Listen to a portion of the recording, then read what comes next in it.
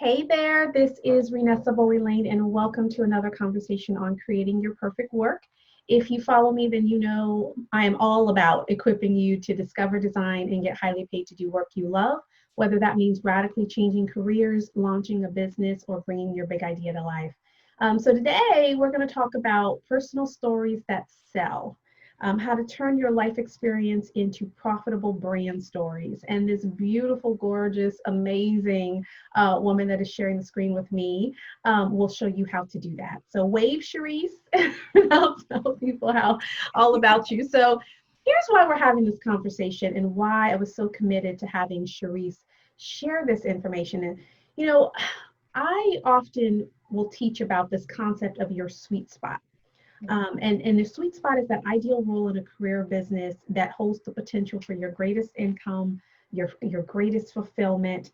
And it's a combination of four things. It's what you do best, what you enjoy most, your story, and what the market is willing to pay for. So your story is critical to you, actually identifying your perfect work, which is what this series is all about. But B, as you're going to learn from our guest today, it is about so much more than that. And I will actually share, if I'll tee it up now, and I'll probably share it through the conversation. Literally, one of my clients just this past month earned $40,000 in her business in 1 month, and it came from mastering her story. And what we might, she put the bait on the hook that the fish wanted to eat. And so, do you want to go by Shereese or Reese? I should have asked you that in the beginning, but I want to get it right. That's fine. Shereese is fine. Shereese, okay. So I had both of them and I had it highlighted and didn't ask. And I was like, I think I should call her Shereese. But Shereese is going to talk about how you're able to do that. And so it doesn't matter if you are trying to run a business, if you're trying to elevate in your career, in your leadership, if you are blowing up a ministry, mobilizing a message. This concept of story, there's money in your message. And so I'm super excited about what she's going to talk about and how she's going to lay it out for you. And so I've kind of teed you up a little bit, but I want to officially introduce this beautiful woman, Shereese Thompson. Shereese Floyd Thompson is the president of Storymakers Consulting. It's a communications and messaging firm representing nonprofits, faith communications, socially driven private companies, and entrepreneurs. She is a master brand story strategist, and she helps leaders and business owners learn how to turn their life experiences, again, into profitable brand stories. She has been featured all over the place. She has been featured in, I won't even, but Business Insider, Blavity, Entrepreneur, YFS Magazine, Forbes, Huffington Post, you name it, she's been there. So she's worth her chops and she knows her stuff. But the real reason why I wanted her here is because she brings a humanness to the marketplace, and it's refreshing, and it allows us to be authentic in our success. Again, whether that's in your career or business, and so the way that she teaches, the platform on which she does it, and the realness and authenticity which she brings to the table, I think is so powerful, and it's one that you want to pay attention to. So with that, I want to officially welcome you, Shereese, and I thank you so much for sharing the platform with us today. Thank you so much, Renessa. That was amazing intro. I'm like, who is that girl she's talking about? It's you. And so I'm super excited. So I often ask this first question around perfect work because the whole series is around creating perfect work. And perfect work is not to be confused with perfection, right? Perfect work is that career or that business that we know that we're meant to do. It's the mountain we were born to climb. It's the thing that lights us up. It's the cause we're meant to champion. It's the people we're meant to support. It's the place in the marketplace that we know that we know that we know that we were meant to contribute, with all of its risk and challenge and frustration that comes with it. It's the mountain that we know that we were born to climb in the marketplace. And so with the work that you're doing now, how do you know that this work is aligned to your perfect work, even as that continues to evolve? Wow, that is such a great first question, and so interesting in the fact that you're asking me this in the perfect work scenario, because when I teach my clients, I call it the perfect world scenario. And in my world, the perfect world is that I always ask, if you could create the perfect world, you could wave a magic wand and decide what the perfect world would look like in context to what you are offering to the world, what would that be? So for me, I envision a world where no one would ever feel invisible as if they didn't matter. Yeah. I envision a world where people know that what they have to contribute to the world is special and unique and can never be duplicated. And because of that, because that is the world that I envision, I get up every day and make it my mission to teach people how to show up and not be invisible in their own skin. So how I know that this is what I was called to do is, for many times in my life, I have felt invisible. But there was one time in particular where I was really completely lost in a relationship that I was in. And I had a moment, a weird moment in 2008 when I was watching the US Women's Olympic team run the 4x4 relay. And they were set up to run this relay so they could qualify for the gold medal round. And in the last leg, the runner dropped the baton. And I was devastated, and you could see it in her face that she was devastated, but she got up, she picked up that baton and she kept going. And I started to cry. And it was one of those really ugly cries. Ugly cries. Ugly cries, girl. Stuff was flying everywhere. It was not cute. And I realized in the moment what was happening to me was that I was grieving who I wanted to be versus who I was in the moment. At that time, my husband had been incarcerated for about 6 years. So I was a prisoner's wife, and I did not know anybody like me. And this was something that I carried around, my secret shame. That, if you knew me, you knew. But if you didn't know me, you knew nothing about it, and I didn't talk about it. And everything in my life was about him. I was like lost in that whole process. So when I was watching this event, what was coming up for me was that for so much of my life, I had been the baton. I had been feeling objectified, like I was a thing, like I was at the mercy of everything else. And I really wanted to be the runner. I wanted to know, why didn't I have that thing inside of me that would make me pick up and keep going despite any kind of shame? And I sat in that moment for a long time. And then I realized, like, months later, that I needed to do something about it. And then I started an organization for women like me. And it has evolved over the years. And that is really the catalyst for how I'm sitting in front of you today. Because I felt invisible then. I knew that I had to give not only myself a voice, but those women a voice. And now I still do that for many people. Wow, what a powerful story that is.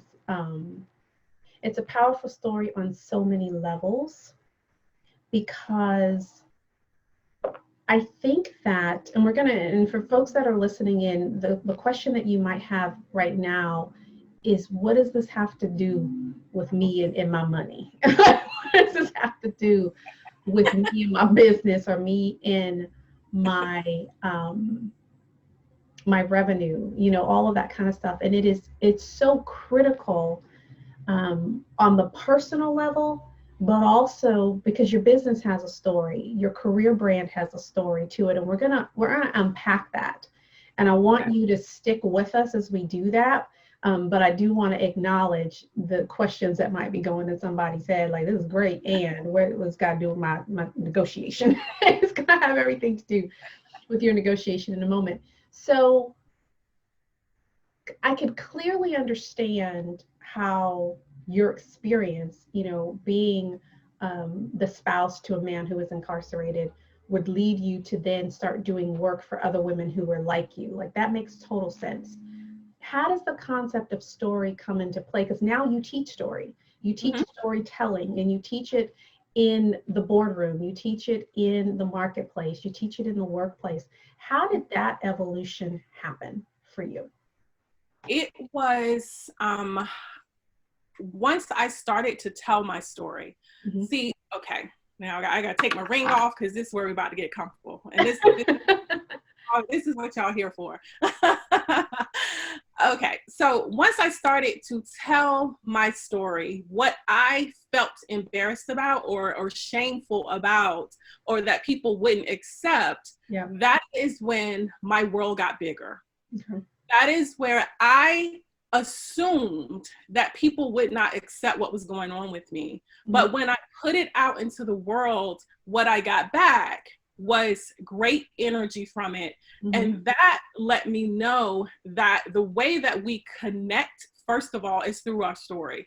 Mhm. It is through the story that I was able to get into places that doors opened for me that I didn't realize that I had the ability to even walk into because of the story. Mhm. Money started flowing my way that I didn't realize that I had asked for. I guess, I had prayed it at some point that I didn't know would happen until I started telling the story. Mhm. And so that led me into working working in nonprofit, which is how I honed the process that I teach right now, because I was the person who told the stories that got us the donations and, Yep. us the grant applications and all of that. And because I started in nonprofit, it gave me the ability to add that humanitarian piece to the storytelling. And so the story came from first realizing that I had something, which many of you who are listening to this right now, you may or may not know that you have something, but what you have inside of you can never, ever be replicated by anyone else. Yeah. And so when you get that out into the world, that truly is when life starts to change. Yeah, yeah. It's interesting. You said something, and I swiped it from you, and will continue to swipe it, and I will use it, but I'll give you credit for it. But I'm gonna use it. You said, where did I write it down? You said the one thing your competition doesn't have is your story, and I believe that to be so true. Like in the marketplace, a lot of times we'll lead with, our degrees, our skills, our pedigree, what Right. school we went to, all of that. When our story is really what will move the dial and Right. convince a hiring manager that we are the perfect person for that executive director role, or the story will move the dial to your ideal customer saying, I choose you and I want to work with you and I want to pay you, versus the competition, not what certification you got or, this or that, the other. And that's not to say those things are not important. They're actually very important for credibility. And at the same time, buyers buy for emotional reasons and then they justify it with logic. Right. Donors will open their wallets and give for emotional reasons, and then they justify it with logic. Oftentimes, hiring managers will hire, man, I just like her. There's just something about her. I think she's the right fit. Like they hire for emotional reasons, and then you look back and say, okay, well, does she have the degree? Does she have the skill set? Does she have whatever, right?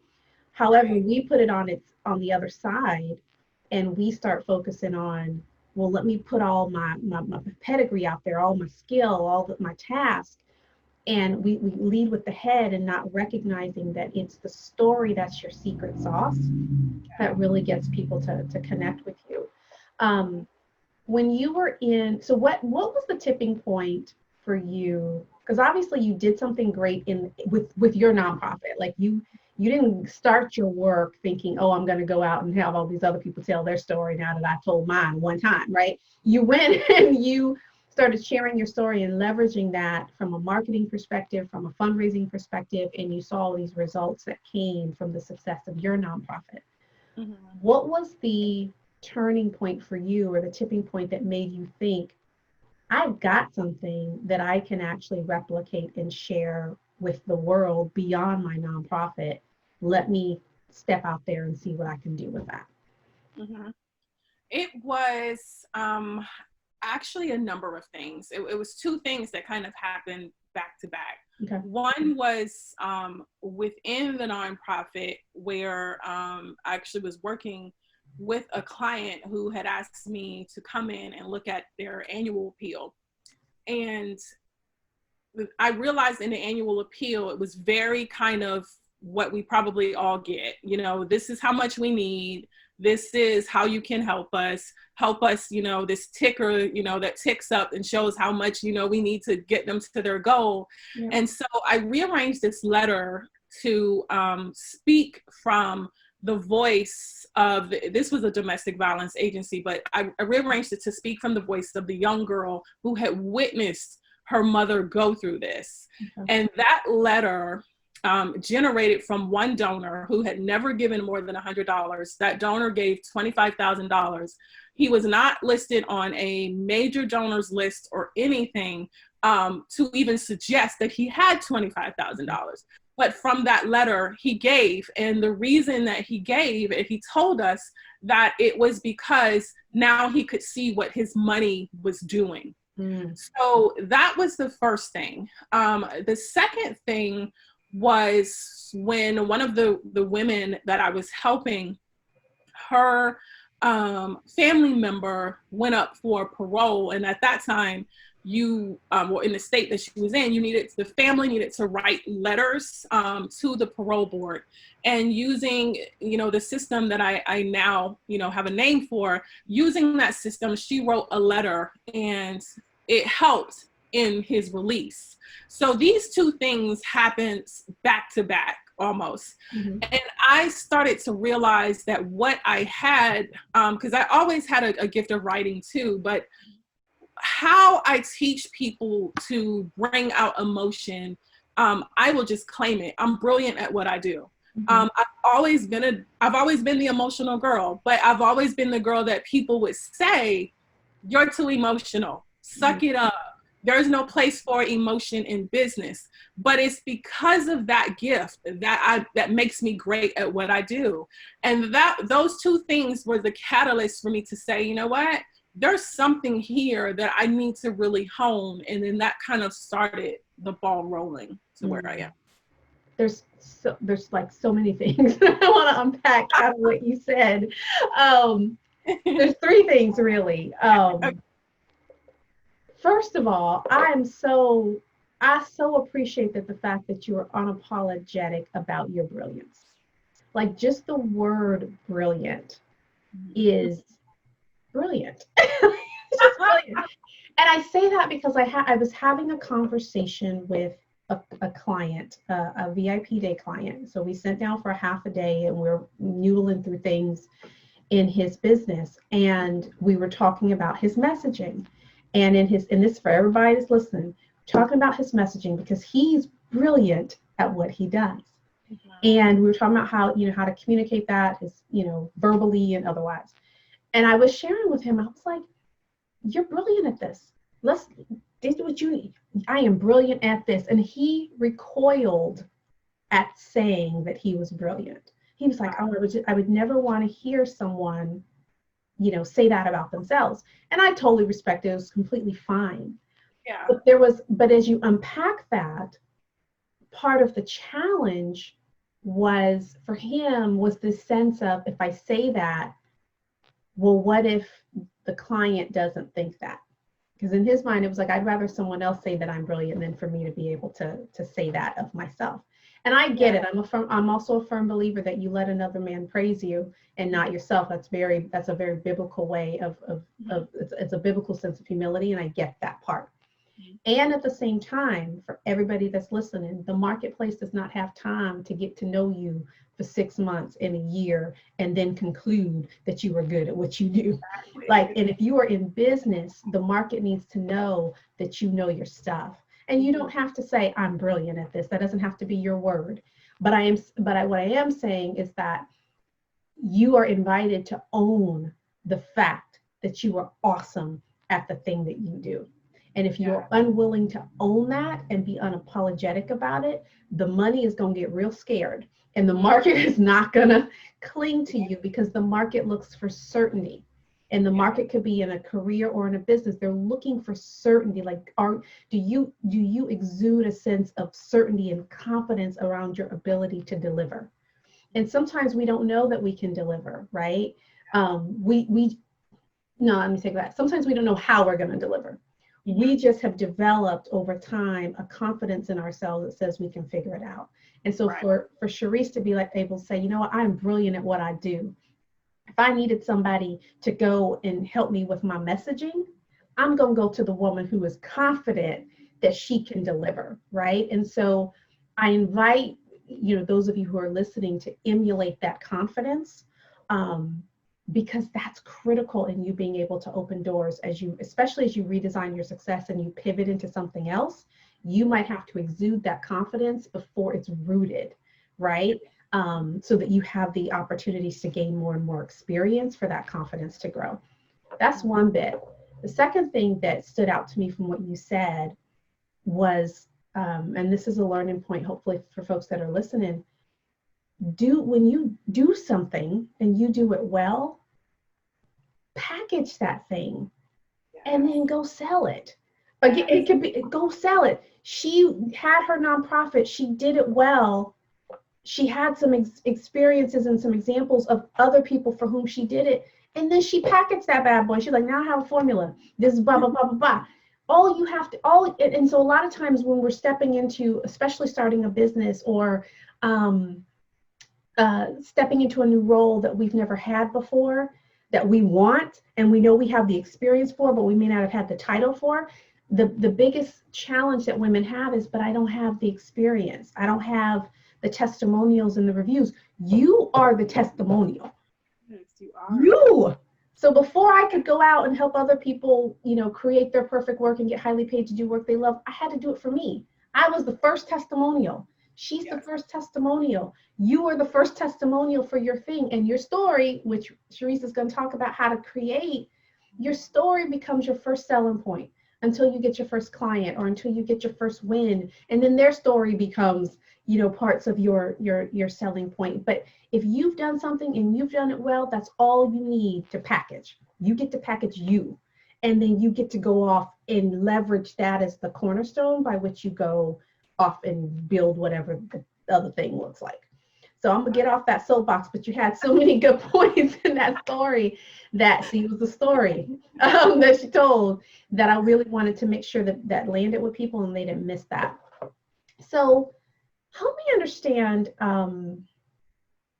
there are women who might be listening and they're wondering, okay, so where do I start with the story thing? Like, is it, it all started when I was 7, like, help us understand.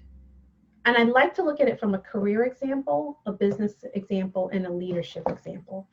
Okay. How do you leverage story in a way that makes sense in the marketplace? For all the career women looking, they might be looking to pivot or apply for a new role or get a promotion or whatnot. Where does story come into play, and how are they able to use that? Okay, so story is in everything that you do.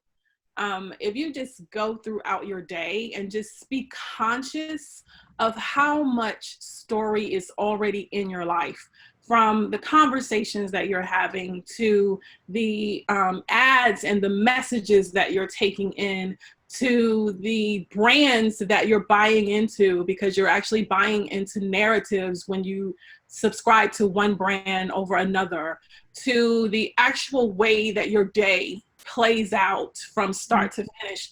All of that is a story that is happening all day, every day. Like, you're creating stories every moment that you are alive and breathing is a story in and of itself. And so when you're talking about using story to change careers or to elevate into something different, you first have to be clear about what it is that you do and what it is that you want to do. A lot of people talk about finding your purpose, like that is something that you're just going to trip over one day, when really it is something that you actually uncover. Mm-hmm. It is, some of us are living in alignment. We already know what that is, but for those of us who might be working in a particular career field and we're not sure what the passion is, it's that thing that you think of. If you're getting up every day and thinking that there is something more to life, it's because it is. Mm-hmm. So it is that thing that if there were no barriers to it, if you weren't afraid, if you had enough money, if you felt like you were young again, if you felt like you were single, if there were no barriers to it, what is it that you would get up and do? It's the thing that people are probably coming to you for right now that you're not getting paid for. It's the thing that no matter what goes on, you know, even if you don't admit it to yourself, you know that you're good at it. Mm-hmm. And so when you're talking about your story, you want to start from the true, authentic place, the place of where you would be before. That's why we go back to that 7-year-old, before people start telling you that you can't do something and you shouldn't do something, that this will never work. And that inner 7-year-old is still inside of you. Mm-hmm. So it's speaking to her or him and understanding, what does she want? What would she do? Mm-hmm. And then nurturing her to find that area of where that person, that little 7-year-old, what she would want to do, bringing that together with what it is, that perfect world that I talked about. What type of world do you want to see? And how do you want to play a role in that? What is the vision that you want to create? What's the mission? What are you going to get up every day and strive for to make sure that this vision comes to life? Mm-hmm. And then when you're working with people, whether it's a client or in a job sense, when people come in contact with you, what is the promise that you're making to them about the work that you do? Mm-hmm. What is the result that you know that you can get for them? What does success look like after working with you? It's all of those things kind of coming together, and then you deciding that I am going to be who I am on this planet to be, and you just start telling that story. Yeah. There's a couple things I thought was really interesting, especially in the last piece for career. What's the promise that you make through your work? Mm-hmm. And I don't think people think about that in that way. Like if I'm a business analyst, or if I'm a software developer, or if I'm a marketing person, oftentimes we just talk about ourselves based on our title. Like that becomes our identity, or that's how we introduce ourselves, versus the big promise. Mm-hmm. Like because there's a way that you do your job mm-hmm. that separates you from everybody else. Yeah. It could be the level of creativity that you bring to the table. It could be that you are just the MacGyver. Like it doesn't matter how disjointed or dysfunctional team might be, like you will go in and you will create cohesion out of chaos and dysfunction. And it doesn't matter what the environment is, you will always step into a space and be able to make it right in that regard. If that's what you do, then part of your story becomes getting comfortable announcing that to the marketplace, announcing it in big and small ways, right? But we have to first think about, how do I do this, and what is different, and what always keeps coming my way? What am I the go-to person for? What am I known for? And begin to speak about your value from that perspective. Because that becomes story, not just your title and your rank and how many years you've been with the company. But I love that concept of, what is the big promise that you make through your work? And if you don't know the answer to that, that's okay. That is the one takeaway that you take away from this interview, and figure it out, because the money is going to be in that message. Here's why. Let's say you're now going to an interview and you are competing against 10 other folks. I will often share with folks, it is your responsibility to tell the market how to interpret your value. Yes. It is not the hiring manager, the recruiter's job to figure out, study through your resume and look on your LinkedIn and figure out, oh, here's why she would be great. It's your job to be able to clearly articulate the big promise that you're willing to make. So when you're sharing those source stories or star stories, for those of you who know what that means, if y'all interviewed, you know what that means.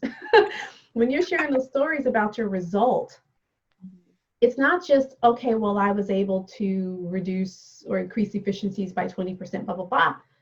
Part of it is, as you punctuate that example that you're sharing, you know what, George, something you may not know about me is that I'm a woman who can make cohesion out of all kind of chaos. I can take the most dysfunctional teams and get them mobilized behind a goal, get them aligned, get them working seamlessly, and get the daggone job done.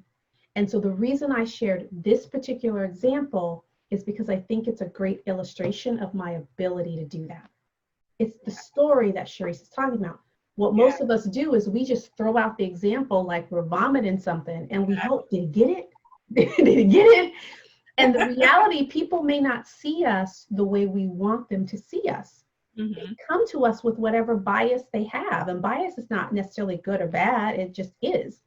They may have a bias on what they think the ideal person looks like for that role, or what their background should be, or what their experience should be. And so when you leverage your stories to then create a point and tell the listener what that story means, they will believe you.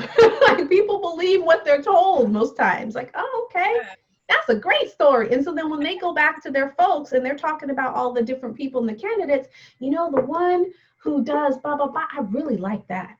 Why? Because you planted the seed and you told the story and then you punctuated it by telling what the story meant. So from a career perspective, that's why that becomes really, really critical. So then, Shereese, let's talk about from a business standpoint, because there's lots of folks who are listening who are either thinking about starting businesses or they've got an active side hustle, whether they're offering services or whether they're offering products. How does story play such an important role in client acquisition, customer acquisition, all of that kind of stuff? Because it's not always the best product that wins. There's some crappy products out there that are very successful and people love them and are very loyal to them. So where does story come into play when we're talking about business and revenue and money from that perspective? Okay. One thing we have to understand is that what you do, if you're doing social media, whatever service that you do, whatever products that you sell, all of that, that's a commodity. So people are not necessarily buying the commodity. People don't really care what you do. They're buying why you do it and the story that you're telling them about themselves and how you make them feel. So when you are using story in business becomes that much more important, because we're living in a time now where we want our money to mean something. We're spending money with companies and individuals whose values and belief systems are aligned with who we are. And we're not really able to hide that anymore as the world becomes more conscious. And so who you are, your story tells people who you are, what you believe in. It gives people your weaknesses and your strengths. There's different types of stories. If you're talking about an origin story, it's the origin of who you are, why you're in business. But then you also have stories that tell what the value of your product or service, what people can imagine what using your product or service would be like for them. The main thing that your story really is doing is creating heroes, in the sense that when people work with you or when they purchase from you, buy a service, buy a product, they should be able to see how their life is then better because of their interaction with you. And you're only able to do that in a story. So you are actually inviting people into a narrative when they purchase from you, and you are actually making them into, if you do it right, you're making them into mini brand ambassadors who will go and share your message to anyone and everyone, the fastest way to get to revenue is to create happy people who will go out and spread that message far and wide. Mm-hmm. So that's kind of one of the big ways that it helps with revenue, profit and revenue. No, I think that's incredible. Because again, to Shereese's point, it's not always the best product. It's not always the best service, right? And especially if you're a service entrepreneur, where you're offering of your time and your talent, not just a widget or a product. You also want to attract people who you like to work with, who you enjoy working with, who get behind your philosophy and your thought process, because that makes doing the job easier. The worst thing is to have a client that that they fundamentally don't even buy into. Like, if you don't buy into the concept of getting highly paid to do work you love, probably not my ideal client, right? Probably not, because you're going to push every time against what needs to happen in order for you to show up and be able to get paid, right? But that doesn't mean that I'm everybody's cup of tea. It doesn't mean that Shereese is everyone's cup of tea. But the story, 9 times out of 10, when the person comes to you, because I'll often ask clients, well, why you could choose anyone to help you with X, Y, and Z. Why did you want to have a conversation with me? Because you said I could get paid for do my thing, But and for Shereese, if we're gonna go to her, we want to go to her because she said there's something about my message that can attract more donors to my nonprofit, that can attract more people to my cause. And so the more authentic you are about your message, the more you're going to attract people that you want to work with. And more importantly, I think part of the story is also highlighting what customers and clients gain from you, right? Yes. So the idea, like, especially if you're a nonprofit, it's not just about the thing that you want people paying, donating for. Being able to highlight the stories of people who have given, and being able to show, man, what a difference it made in my life to be able to be a part of this mission. Because it's not just the kids we're feeding in some third world country or the kids that we're feeding in our own country. Sometimes it's about the level of fulfillment that I gain for being a part of something that's bigger than me. And if you can share that story of one of your donors, then all the other people who are looking for something fulfilling that's bigger than them, they also get attracted to your cause as well, because they saw somebody else who had that experience. And they may not even care about clean water. They just want to feel fulfilled, right?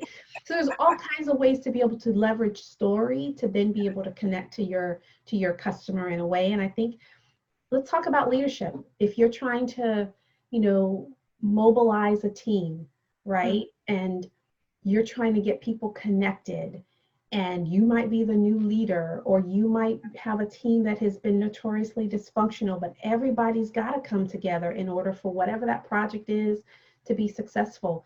How does the power of story play in those kinds of situations as well? Because I think most people would think that doesn't have a place, but I really think that it does.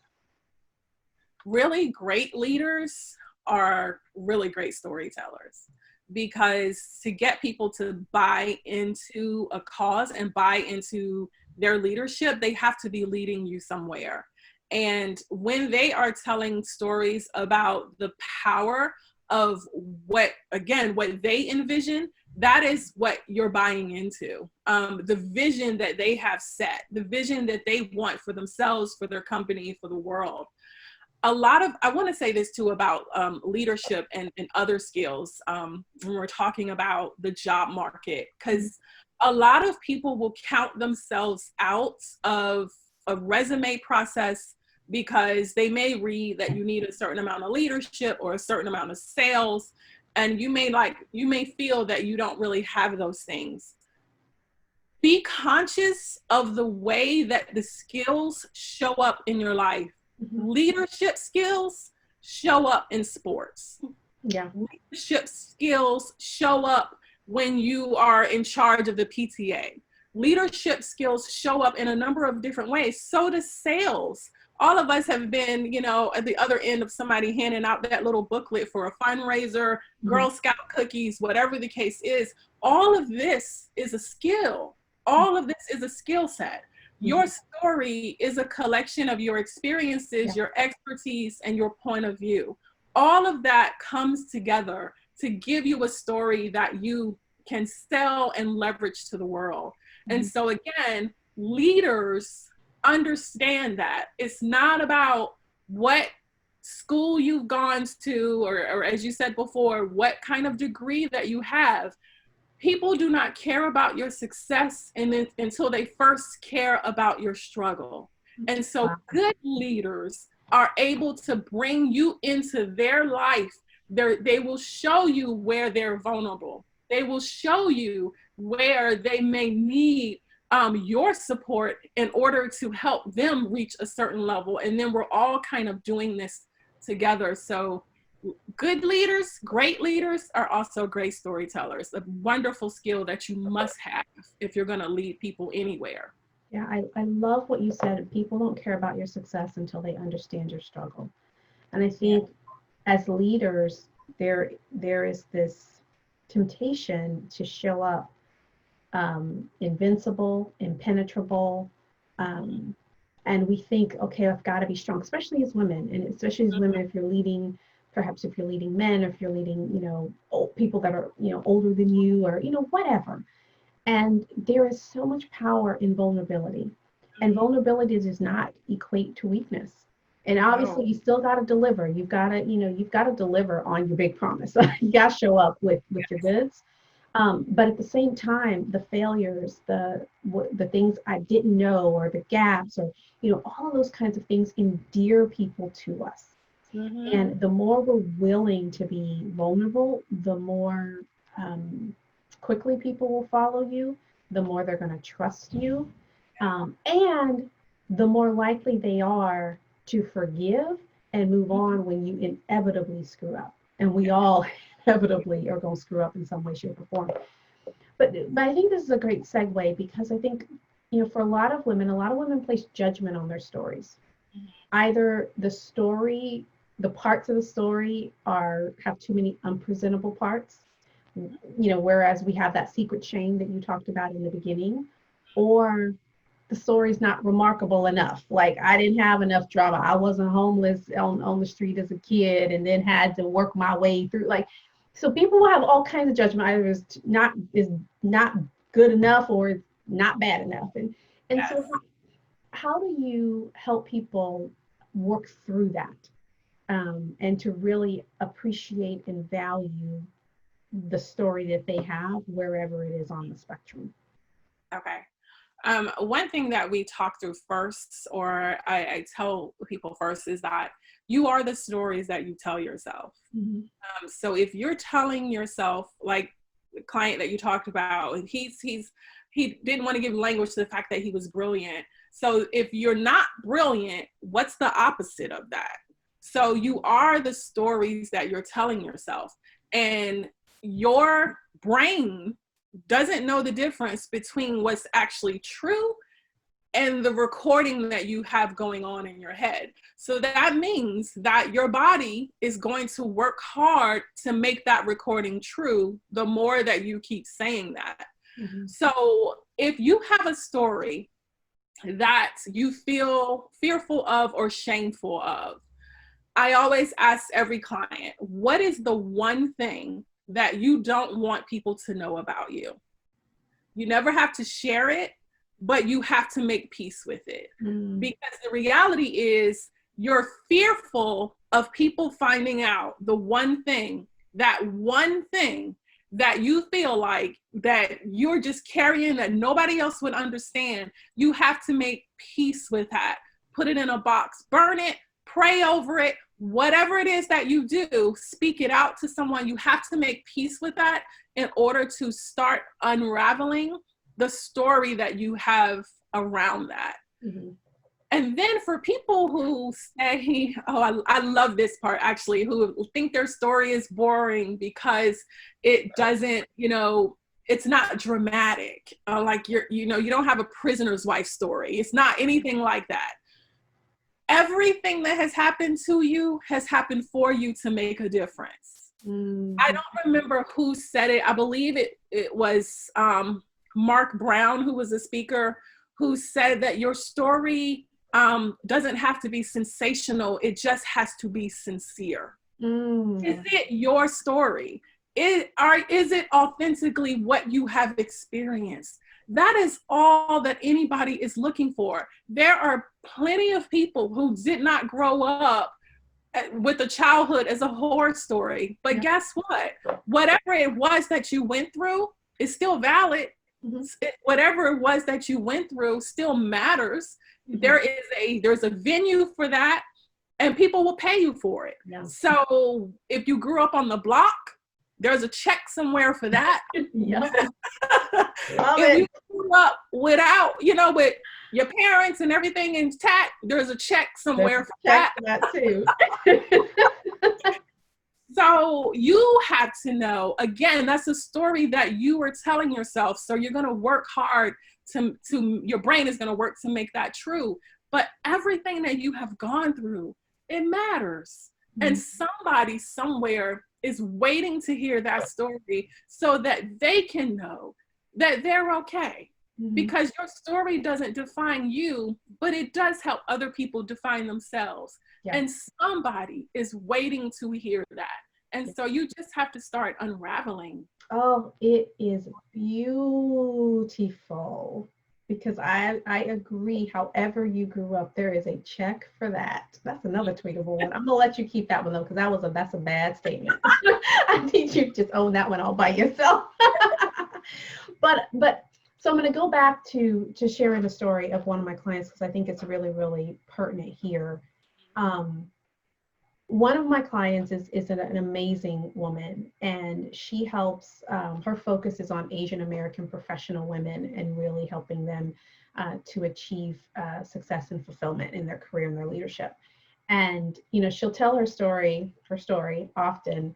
And for her, her biggest failures in life was not becoming a doctor, which totally disappointed her parents and interrupted their relationship. And she was divorced, woman of 4 kids, which was another mark of shame from her, perspective, from a family perspective. And she ended up having 3 tumors and became, she was a cancer survivor. And, she wanted to go out and she really wanted to empower women. And, but she'd been out of the workforce for a while because she was raising kids. And so there was this sense of, what do I have to offer? And when she first started, it was about, I've got to get out there and help people, get to the executive level and because that's what the market will pay for.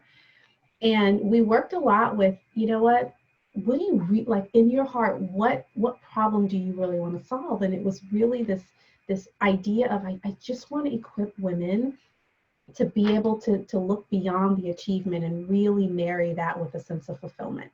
And create their boundaries and learn how to say no and learn how to really design, the work and lives that they wanted. And so I was like, that's what we lead with, like, tell that story, like all of the places of shame, the divorce, the cancer, the that. And so when she did that and she led with that, her first keynote was in front of 1,500 people. And the number of testimonials that came back from her around, oh my gosh, that's me, that's my story, and I'm in tears. Like, she sent it to me and it was like flooding with people, her perfect audience, her customers that were like, this is what they were so refreshed. And in her perspective, she was like, who is going to listen to this? Because for her, it was this story of failure or incompletion or, not measuring up or whatever. The first corporate clients paid $15,000 each to work with her. And last month she had her first, $40,000 month of going out, mastering that story. Now there's other elements you've got, like she needs to have something that people want to buy. Like, let's not be clear, just throwing money at you because of your story of woe. But the point is, what differentiates her from other people who are out there talking about fulfillment and happy life and this and that is this idea of I'm putting my life on the table for you. Yeah. And that is what her audience is just clamoring for. And she was like, I love my life. I cannot believe that people want to pay me to listen to my mess, and find, and they're not just listening to her mess, they're listening, they're drawn to her mess because there is a message in her mess, and because she also has created a transformation on the other side of that, right? And so I share that because it doesn't matter, and her story is not that remarkable by comparison to maybe somebody else who came across the boat, whatever, so bombs coming up, flying over, whatever. But for her perfect customer, here she's exactly who they need. Yes. Exactly who they need. And so for you, for your right opportunity, for your right client, for your right team, for the right company that you want to work for, your background and all the pieces, when you connect it with your skills and your talents, it makes you just the right package, just the right little dash of, seasoning that make that come to pass. And so shed whatever, as Shereese says, make peace with whatever that unpresentable part is for you, because the reality is that thing is probably the one thing stepping between you and your money and your success in your level. But more importantly, whether you leverage it or not, I think it's so important to make peace with it, so that it doesn't lord over you. That being said, let's talk more about what you do, how you can support others, because I want them to know about your business, and I want them to know about the free gift that you are offering for them as well, and then we'll show them how they can get access to that. Awesome. So I help people tell their stories. No surprise there, right? So I do it twofold. I help companies, because companies are invisible too. Yep. I help them figure out what their messaging is and how to really put more heart into what it is that they're putting out into the world.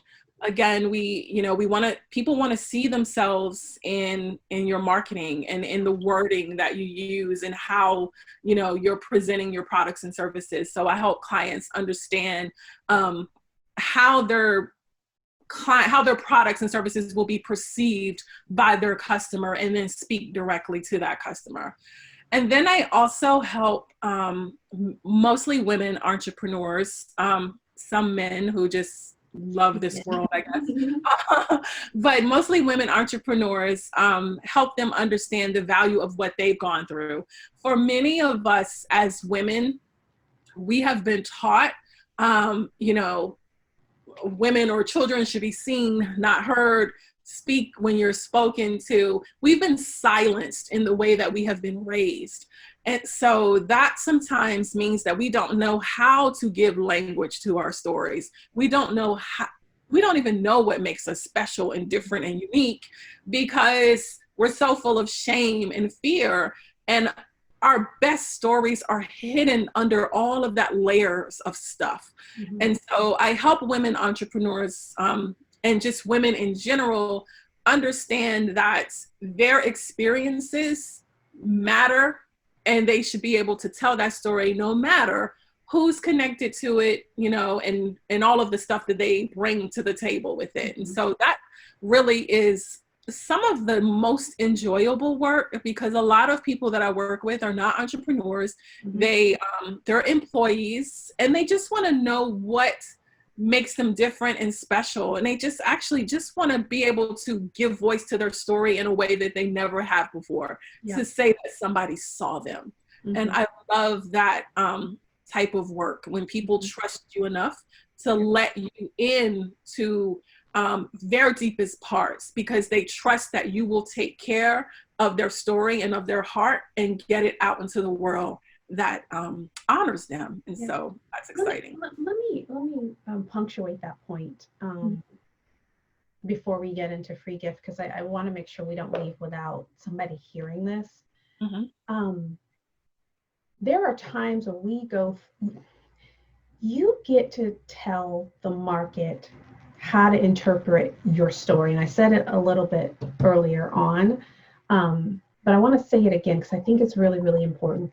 Sometimes we think that if I put out my mess, if I put out my failure, then someone's going to think I can't hack it, or that I'm not trustworthy, or that I'm not capable. And the reality is, if you put your stuff out there and you don't qualify it, then people are going to take it and make whatever assumptions they're going to make on it. But when you put your stuff out there and you tell the market what they're supposed to mean, what they're supposed to take from it, then now you have the power of controlling the narrative of your story. Yeah. And that's really the essence of what we've been talking about in this whole conversation, is controlling that narrative.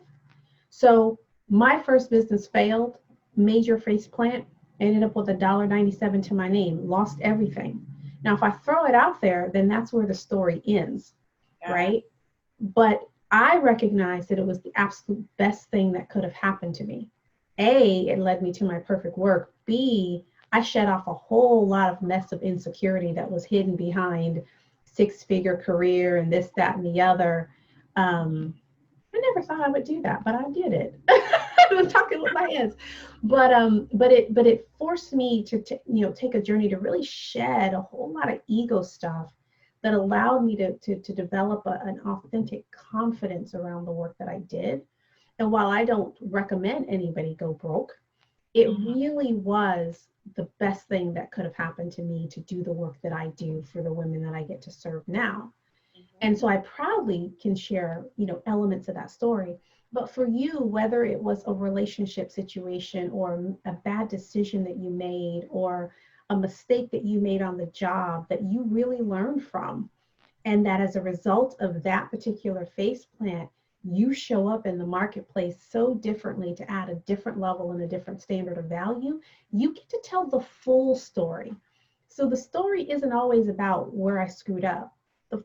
There's a story of redemption in that as well. And on the flip side, if you've always done well, some people have gone from strength to strength to strength. So they don't have that story of screw up. That's fine as well. There's a check for that too. And if that's your story, you don't have to hide behind the fact that you didn't have a struggle. But you do get to esteem the fact that what you have done and the things that you have done well. Wow, I want to share that with the world, and I want to help so many other people be able to experience XYZ as well. So I just put that out there so people recognize that it's the whole arc of the narrative that you get to control, both the story itself and the meaning that gets assigned to that. That's where the money comes from. Fair? So let's talk about your free gift so people can opt into that and follow you and get all kind of goodies. So. So I am giving out my personal stories that sell mini course, which is the 3-phase process. You'll get to see it in action, the 3 phases that I take people through, which is story discovery, story shaping, and story sharing. And so, yeah, it's a mini course that you can go through in less than an hour. And I am giving it to you guys as part of this interview series. And if you really sit down and go through it, you would be able to get a good story out of it. So I'm excited. Awesome. So you will see a link at the bottom of this interview for you to just click on it, put your name and your email into that, and you'll automatically get all of that content in detail. And so in the same amount of time that it took you to listen to us chit-chatting, you would be able to develop your own story. And again, it's not just one story. You may have multiple stories that you're able to leverage in different aspects of your life. But my encouragement is, even if you don't utilize that right away, enter your name and email address so that you can follow Shereese and that you will connect, because she puts out really great stuff. I've looked at her blog, I've read through her stuff. She puts out really great content. And so the purpose of this interview series is to introduce you to people who are a force for good and who are doing incredible work in the marketplace that you need to know about. And at just the right time, you can tap into them for to support you in whatever way. And so I highly recommend her stuff. So get in there, get your story done, or just get in there and follow her so that when the time is right, you know who to go to. So with all that being said, I appreciate you, Shereese. Thank you so much there's so many great ahas that came out of this conversation. So many terms that I will swipe and some I will keep, but you will get credit for all of them. But that being said, I think on behalf of Shereese and myself, we want to wish you every success and happiness. And we will see you the next time. Bye-bye.